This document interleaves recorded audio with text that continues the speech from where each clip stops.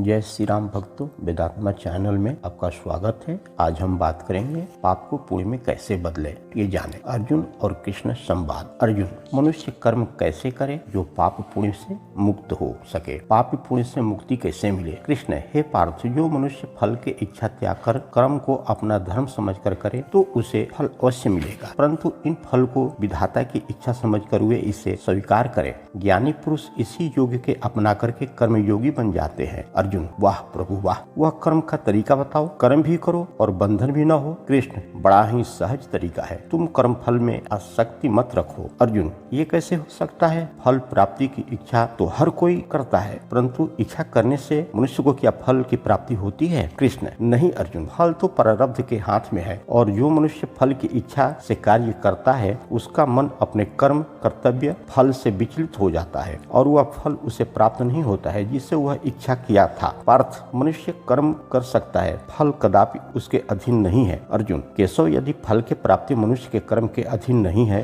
तो कर्म क्यों करे? क्योंकि मनुष्य का धर्म है अपने कर्तव्य पालन करना, कर्तव्य पालन के लिए आवश्यक कर्म करना, परंतु फल प्राप्ति के कामना छोड़ने से मनुष्य के मन में कर्म करने की प्रवृत्ति उत्पन्न कैसे होगी? यदि फल की इच्छा न रहेगी तो मनुष्य कर्म ही क्यों करे?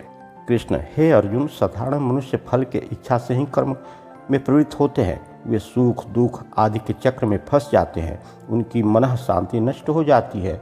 हर पल हर समय फल प्राप्ति के विचार से उन्हें शांति नहीं मिलती, उनकी निंद्रा उड़ जाती है। इसलिए हे पार्थ, तुम अपने कर्म को धर्म समझकर ही इच्छा त्याग कर सिर्फ कर्म करो, पाप भी पुण्य में बदल जाएंगे। भक्तों, कृष्ण की ये बातें सुनने के बाद फिर अर्जुन का मन शांत हुआ और अर्जुन अपने कर्म पथ पर आगे बढ़े। भक्तों, यह ज्ञान अद्भुत ज्ञान है, इसे अपनाकर पाप को पुण्य में बदल सकते हैं। अर्थात हम सिर्फ कर्म करने के अधिकारी मात्र है। क्या पाप क्या पुण्य है, इसका फल क्या होगा, ये सारी बातें सोचना व्यर्थ है, क्योंकि कर्म का फल देना तो विधाता के हाथ में है। सिर्फ आप अच्छे कर्म करने की कोशिश करें। भक्तों, आज इतना ही। अच्छा लगा हो तो लाइक सब्सक्राइब कमेंट शेयर जरूर करें, जिससे आगे और अच्छी से अच्छी गीता ज्ञान ला सकूं।